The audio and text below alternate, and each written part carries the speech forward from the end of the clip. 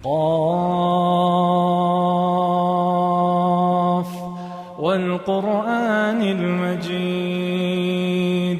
بل عجبوا أن جاءهم منذر منهم فقال الكافرون هذا شيء عجيب۔ جس بندے کو مسئلے کا علم نہ ہو وہ سوال کرے، پوچھے۔ مسئلہ پوچھنے میں کچھ باتوں کا لحاظ رکھا جاتا ہے۔ نمبر 1، مسئلہ ہمیشہ وہ پوچھا جائے جس کا بندے کے عقیدے اور عمل کو فائدہ ہو۔ جو مسئلہ عقیدے اور عمل کو فائدہ نہیں دیتا اس کے پوچھنے کی ضرورت نہیں ہوتی، بلکہ وقت کا ضیاع ہوتا ہے۔ بعض حضرات علماء سے مسائل پوچھتے وقت اسی طرح کے سوالات کرتے ہیں۔ بتاؤ جی، آدم علیہ السلام کا نکاح کس نے پڑھا تھا؟ اقمار کتنا رکھا تھا؟ موسیٰ علیہ السلام کی جو لاٹھی تھی وہ کس لکڑی کی بنی ہوئی تھی؟ کس مستری نے وہ بنائی تھی؟ نوح علیہ السلام کی جو کشتی تھی کتنی لمبی چوڑی تھی؟ کتنی منزلیں تھیں اس کی؟ وہ بنانے والے مستری حضرات کون سے تھے؟ ایسے ایسے مسئلے جس کا نہ عقیدے سے تعلق، نہ عمل سے تعلق، نہ ہی ان کے اوپر ہماری نجات کا کوئی دار و مدار ہے۔ ایسے سوالوں سے اللہ کے نبی صلی اللہ علیہ وسلم نے کراہ فرمائی ہے۔ مسلم شریف کی حدیث ہے، کارہ لکم قیل وقال وکثرت السؤال۔ نبی علیہ السلام نے قیلا اور قالا اس کو ناپسند کی ہے۔ قیلا کا معنی کہا گیا، قالا کا معنی اس نے کہا، یہ کوئی پتہ نہیں کس نے کہا، ادھر بزرگوں نے فرمایا ہے۔ کس بزرگ نے فرمایا اور کہاں فرمایا یہ کوئی پتہ نہیں۔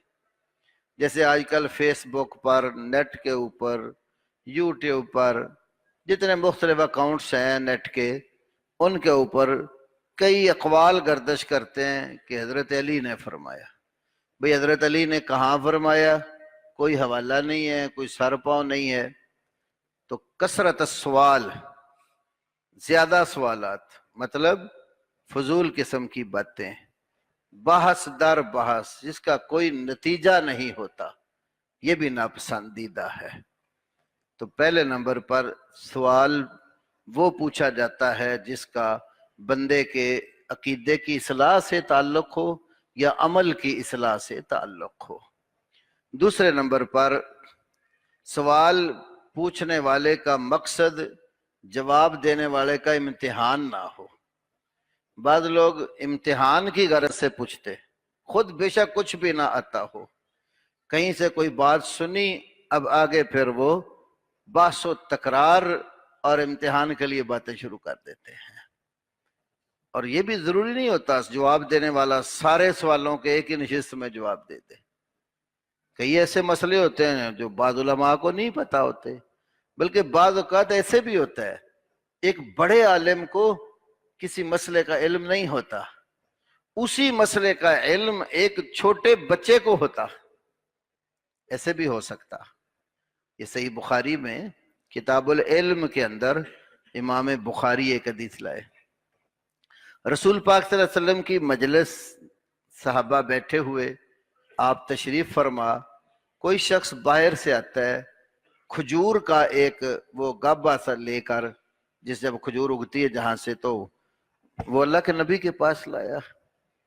آپ نے اس موقع پر صحابہ سے ایک سوال پوچھا، فرمایا اِنَّ مِنَ الشَّجَرَةِ شَجَرَةً مَثَلُهَا مَثَلُ الْمُسْلِمِ لَا يَسْقُطُ وَرَقُهَا۔ یقیناً درختوں میں ایک درخت ایسا ہے اس کے پتے نہیں گرتے، اور وہ مسلمان کی مثال ہے۔ فرمایا بتاؤ کون سا درخت؟ اب جتنے صحابہ تھے بڑے بڑے، وہ جنگلوں میں مختلف درختوں کے بارے میں سوچنے لگ گئے. کون سا درخت ہو سکتا ہے بھائی جس کے پتے نہیں جھڑتے؟ تو عبداللہ ابن عمر چھوٹے صحابہ میں سے تھے. وہ کہتے میرے ذہن میں فوراً آ گیا وہ کھجور کا درخت ہے. لیکن اس لیے نہیں بولا کہ حضرت عمر، حضرت ابوبکر صدیق جیسے بڑے بڑے صحابہ تھے، تو پھر اللہ کے نبی نے ان کو بتایا بھئی وہ کھجور کا درخت ہے. تو یہ جب گھر تشریف لائے نا تو حضرت عمر سے کہنے ابا جان وہ نبی علیہ السلام نے جو مسئلہ پوچھا تھا نا تو وہ فوراً میرے ذہن میں آ گیا تھا کھجور کا درخت ہے. لیکن میں نے وہاں اس لیے جواب نہیں دیا کہ آپ اور آپ جیسے بڑے صحابہ موجود تھے تو میں نے بچہ ہو کر میں بولا نہیں. تو فرمانے لگے بیٹا رسول اللہ کی مجلس میں صلی اللہ علیہ وسلم تم اس سوال کا جواب دے دیتے تو تیرے باپ عمر کے لیے بھی فخر کی بات تھی کہ جو مسئلہ عمر کو نہیں پتا اس کے بیٹے عبداللہ کو پتا لگ گیا. ایسے بھی ہوتا ہے. اور بعض اوقات یہ بھی ہوتا ہے ایک وقت میں دو بڑے بڑے عالم موجود ہوں، تو ایک سے مسئلہ پوچھا گیا تو وہ بتانے میں غلطی کر جائے تو دوسرا عالم اس کی اصلاح کرتا ہے. اب وہ جس سے غلطی ہوئی نا وہ اپنی انا کا مسئلہ نہیں بناتا.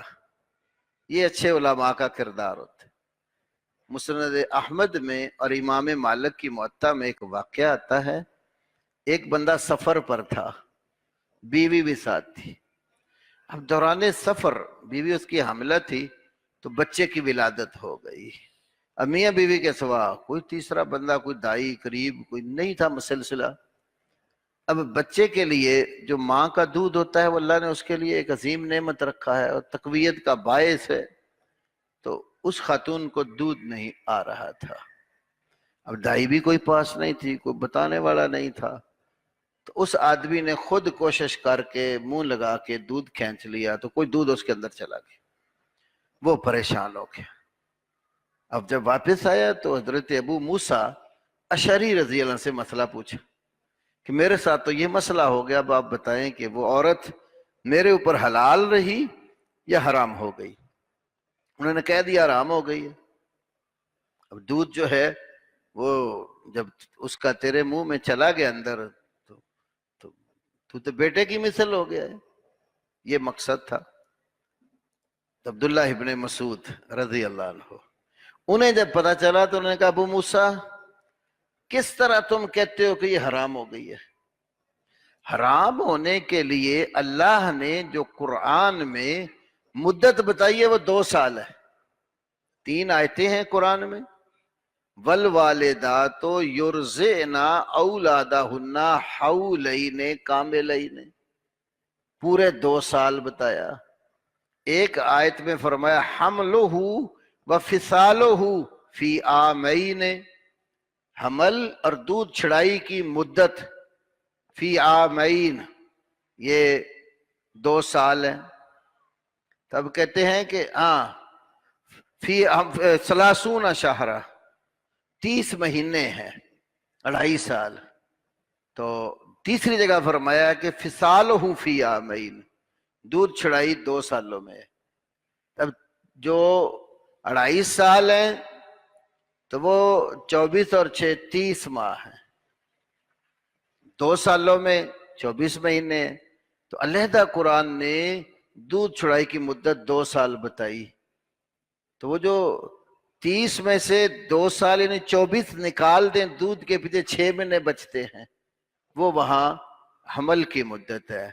6 ماہ کے اندر بچہ پیدا ہو جائے وہ حلال کا شمار ہوتا ہے، اس سے کم والا حلال کا شمار نہیں ہوتا. تو یہ 3 آیتیں قرآن کی بتاتی ہیں کہ دودھ چھڑائی 2 سالوں کے اندر ہے. تو فرمانے لگے یہ تو 2 سالوں سے بہت بڑا ہے، کیسے فتویٰ دے دیا تم نے کہ یہ حرام ہے؟ تو اس موقع پر ابو موسیٰ اشعری رضی اللہ عنہ یہ نہیں کہا کہ میں نے مسئلہ بتایا تم نے رد کر دیا تو کوئی انا کا مسئلہ نہیں. عاجزی اپنی ظاہر کی. کیا کہا؟ لا تسألونی ما دام ھذا الحبر فیکم. عبداللہ بن مسعود جیسا عالم جب تمہارے اندر ہو اس کے ہوتے ہوئے مجھ سے نہ پوچھا کرو. یہ ان لوگوں میں تھا کہ 2 عالم ہیں اگر تو ایک سے غلطی ہوگی تو وہ کہتے اس کی موجودگی میں مجھ سے نہ پوچھو، اس سے پوچھا کرو. ہمارے ہاں بسا اوقات سوال کا جواب غلط دیا جائے، کوئی اصلاح کر دے تو لوگ انا کا مسئلہ بنا لیتے ہیں، یہ میری بات کو کیوں ٹوکا؟ بھئی ہم انسان نہیں ہیں، ہم سے غلطی نہیں ہوتی، غلطی ہو جائے تو کوئی دلیل سے بتائے تو اس کی بات کو اپنانا چاہیے کہ اس کے پاس دلیل ہے، یہ نہیں دیکھنا چاہیے کہ وہ دلیل دینے والا مجھ سے علم میں چھوٹا ہے یا بڑا۔ تو مسئلہ پوچھتے وقت ان چیزوں کا خیال رکھنا چاہیے، ایک تو سوال کرنے والوں کو اور دوسرا سوال کا جواب دینے والوں کو۔